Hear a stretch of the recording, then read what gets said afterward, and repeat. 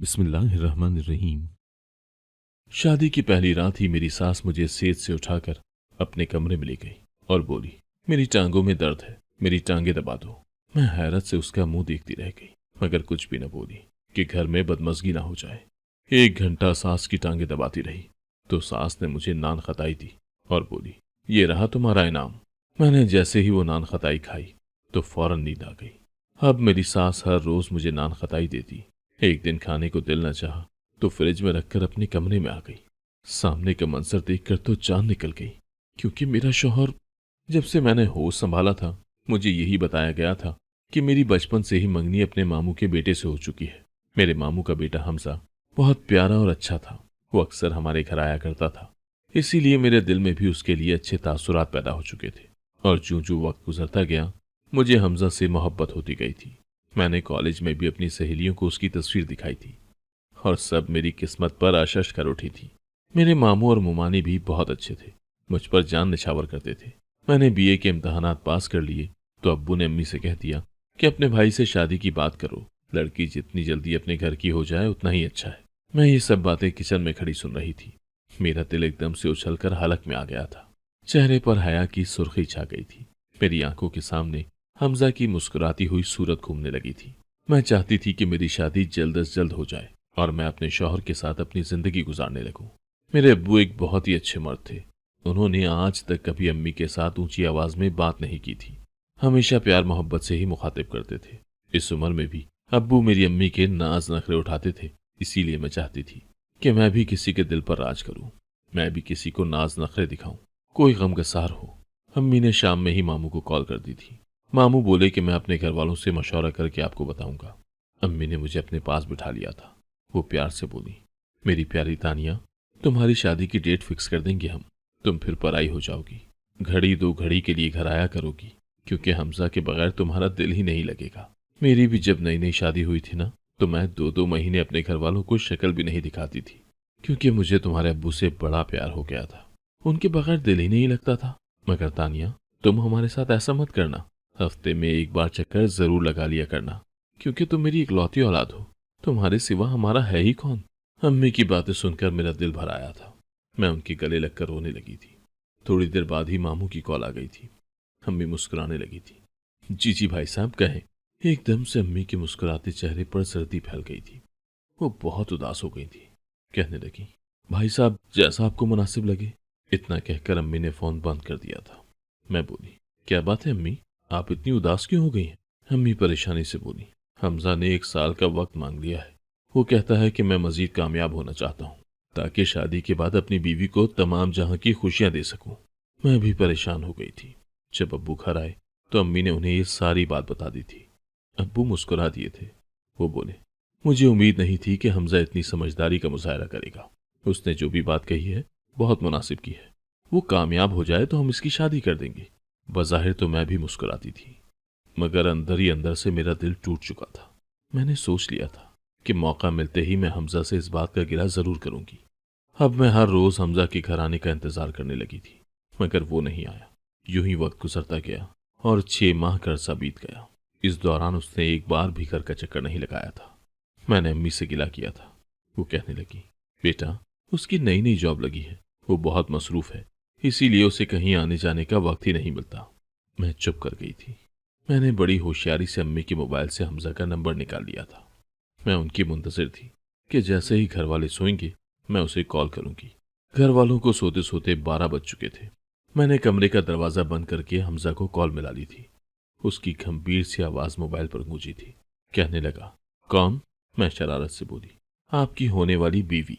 हमजा की आवाज में उलझन ही उलझन थी। वो बोला, कहो, कॉल कैसे की दानिया? वो मुझे पहचान गया था, मगर न जाने इतने अजीब से अंदाज में क्यों बात कर रहा था।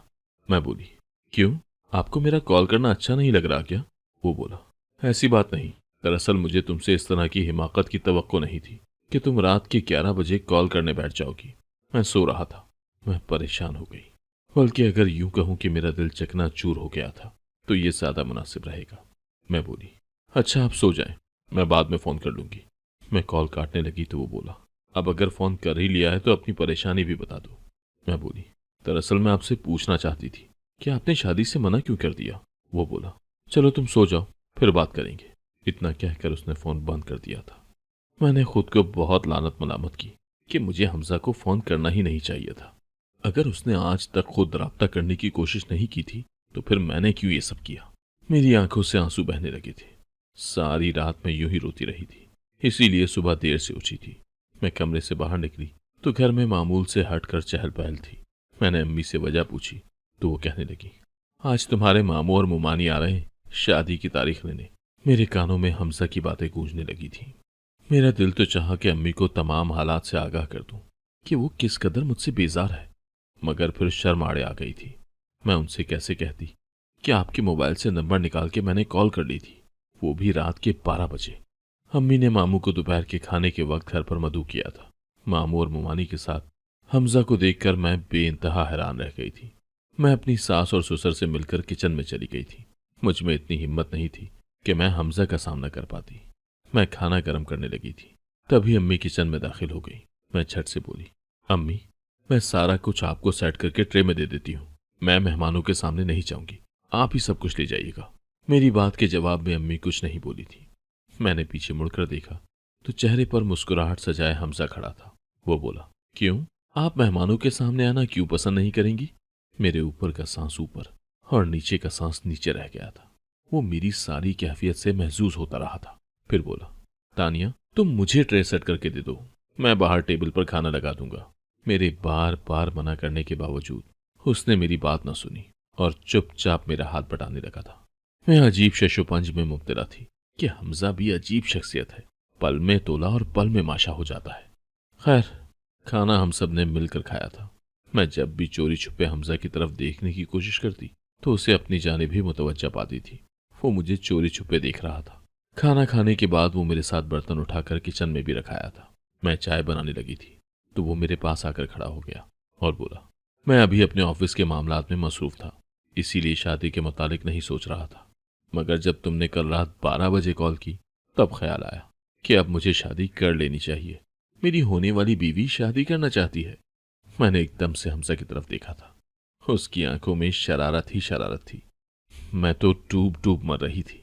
मुझे खुद पर बहुत गुस्सा आ रहा था कि न जाने मेरी अकल घास चढ़ने चली गई थी जो मैंने बिला वजह इतना बड़ा गलत कदम उठा लिया था।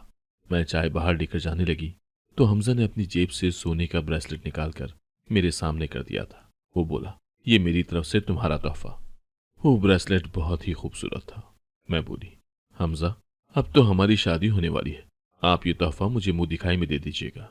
हमजा मेरी बात सुनकर कहकहा लगाकर हंसने लगा था। वो बोला, बेफिक्र रहो, मुंह दिखाई के तोहफे का भी इंतजाम हो जाएगा। मैंने खुद को कोसा और मन ही मन में सोचा, तानिया तुम्हारी जबान के आगे तो खंदक है, कुछ भी सोचे समझे बिना ही बोल देती हो। मामू लोग अगले महीने की तारीख देकर चले गए थे। मेरी अम्मी बेइंतहा खुश थी। कहने लगी, मैंने देख लिया है हमजा तुम पर जान निछावर करता है। अब मैं बहुत मुतमईन हो चुकी हूँ। तुम्हारे अब्बू भी बेइंतहा खुश हैं, मैं भी खुश थी। उस रात की बदमज़गी भूल चुकी थी। यूं ही वक्त गुजरता गया और शादी का दिन भी आ गया था। मैं बेइंतहा खुश थी। मेरे वालिदैन ने मेरी शादी बहुत अच्छे से की थी। मैं रुखसत होकर हमजा के घर आ चुकी थी। मैं अपनी शादी की सेज पर बैठी अपने शौहर का इंतजार कर रही थी। थोड़ी देर ही गुजरी थी कि मेरे कमरे का दरवाज़ा खोलकर मोमानी कमरे में आ गई थी। वो बोली, तानिया मेरे साथ चलो। मैं हैरान हुई और बोली, मोमानी कहाँ जाना है। वो कहने लगी, शादी की भाग दौड़ में मेरी टांगों में बहुत दर्द है, तुम ऐसा करो कि मेरे कमरे में आकर मेरी टांगें दबा दो। मैं शशतर रह गई थी। मैंने अपने भारी भरकम लहंगे की जानिब देखा था और बोली, मोमानी ऐसे कैसे। वो मुझे घूरने लगी और बोली, अगर लहंगे का मसला है तो तब्दील करके आरामदेह लिबास पहनकर मेरी टांगें दबा दो। मैं चुपचाप उठकर उनके साथ चली गई थी कि अगर अब मैंने इनकार कर दिया तो घर में कोई बदमज़गी ना फैल जाए। इसीलिए मैं उठकर उनके साथ चल पड़ी थी। मैं तो खुद बहुत थकी हुई थी। मैं चुपचाप उनकी टांगें दबाती रही। यूं ही करते कराते 1 घंटा गुजर गया था। तब मेरी सास उठकर बैठ गई और मुस्कुराकर बोली, बेटी बहुत बहुत शुक्रिया तुम्हारा, अब इनाम तो बनता है। उन्होंने अपनी अलमारी से मुझे नान खताई निकाल कर दी थी। नान खताई मेरी पसंदीदा थी, इसीलिए मैंने वो खुशी खुशी खा ली और अपने कमरे में आ गई।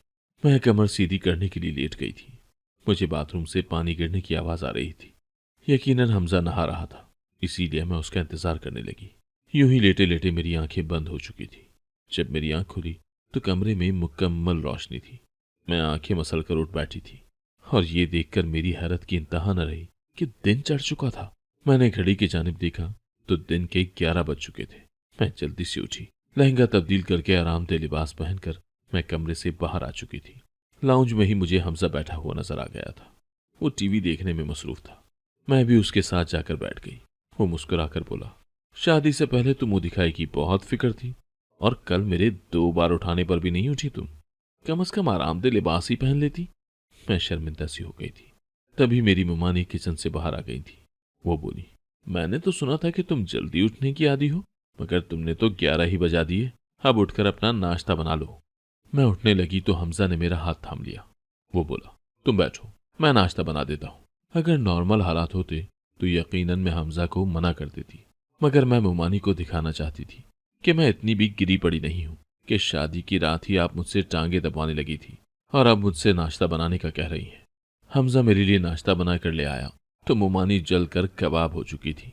मुझे उनसे ये उम्मीद नहीं थी कि वो शादी के बाद मुझसे इतना गैरों वाला बर्ताव करेंगी। मैंने मजे से नाश्ता किया था, जबकि हमजा एक जरूरी कॉल रिसीव करने चले गए थे।